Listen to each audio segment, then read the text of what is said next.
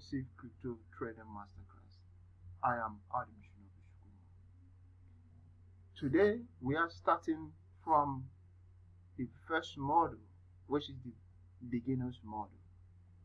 And on the first model, we look at the first topic, which is Introduction to Cryptocurrency. I know a lot of people will like, why are we starting my trading career from knowing what is cryptocurrency? After all, I have googled it. I know what is cryptocurrency. Yes, it's good. But for you to be a great trader, you need the basics. And also, there are other people who I know who are just inquisitive, who just want to understand what is this thing all about. A lot of people, there's a lot of misinformation. A lot of people doesn't understand what is this thing. A lot of people, I have a friend who asked me, is this thing not a kind of MMM? If you are in Nigeria, you will know what is MMM. MMM was a kind of Ponzi scheme introduced by a Nigerian con artist. And then it made wave that a lot of people invested in this Ponzi scheme and they lost their money. So whenever such a kind of a thing, digital money, the magic money comes up, people are so inquisitive to understand if this thing is a kind of MMM. A lot of people lost millions of naira. But anyway, after this course, you will understand the genesis of cryptocurrency. You will know that cryptocurrency is not a Ponzi scheme. Rather, cryptocurrency is a part of currency. I know people will still have issue about this. But first, we will look at evolution of money. Because it's through the evolution of money that we will understand how cryptocurrency fits into the narrative of being a real money. First, there are different stages of evolution of money. Today, what we know about money evolved from what we know about called trade and barter. Trade and barter is a kind of exchange. It's a kind of way our grandparents, our ancestors used in exchanging for goods and services. For instance, you have a barn and you have yam, but you don't have palm oil, and you want to eat your yam.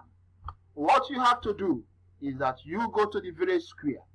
You wait for someone who have palm oil that is looking for yam, and then you will exchange some pieces of yam for him to give you some liters of oil, and you will take home and use it to feed your family. But if you look at this way, if you look at this method of exchange of value, you will find out that there is an inadequacy and there is inefficiency. And because of this, people ask, how can we do this thing fast? For instance, if you go to village square and you didn't find someone that is willing to change his or her oil to get yam, that means you have to go home and eat your yam without oil. So because of these inadequacies, because of this inefficiency, people start asking, how best can we exchange goods and services? How best can we engage in commerce?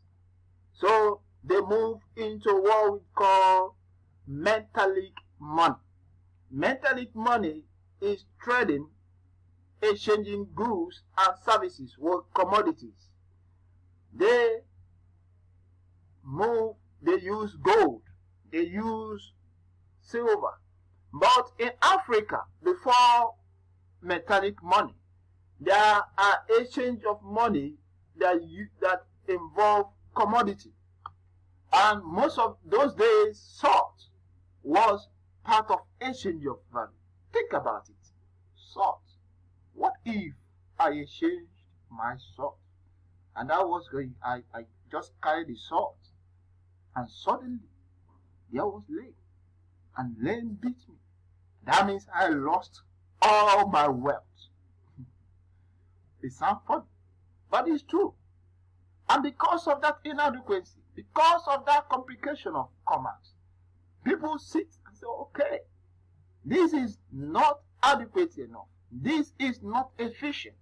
How best can we engage in commerce and make exchange of goods and services to be efficient and adequate? They move into that what we call metallic money. That's when we start using gold and silver. But gold and silver have its own peculiar challenges. First, gold, there is this issue of uniformity of weight and purity. You know, people will bring a lesser carat of gold and told you that this is a bigger carat of gold. And people find that, oh, this is inefficient. This is not adequate. So they look at how can we do this. Then they move into using metals to create coin. And moving to that, people find that there are still some issues that this didn't solve. Imagine you want to trade a volume of, you want to exchange, let me just call it, billion, and you need to get coins. Just think about it. You need to get a truck to carry the coin. And this also was an issue. Even making the coins was an issue. So people said, how best can we improve commerce and exchange of value? And they move into what is called paper money. And so when paper money was introduced, which is called a fiat. So in crypto trading, you will be hearing a lot about fiat. Fiat is a paper money minted by central bank. Like in Nigeria, we have Naira. Naira is minted by Central Bank of Nigeria. So, but there is an issue with paper money. Remember in 1980s, there are a lot of highway armed robbers. Those days, my father used to travel from Nnewi to Lagos to buy goods. They were traveling in the night in a lorry called luxurious bus. But there was an issue. Most times, there is a problem of armed robbers. Every night, armed robbers will wait on the highway, waiting for the traders to come. So they will rob them because they will always carry their paper money in their bag. They will always carry their money. So people find out, oh, there's this problem of security. There's an inadequacy. And people look at what we call plastic card. This plastic card was introduced by bank. And this was debate was how ATM come into place. And wow, it solved the issue of highway robbery because people can now travel from east to Lagos without being robbed because nobody carries money any longer. But there is still a problem in this.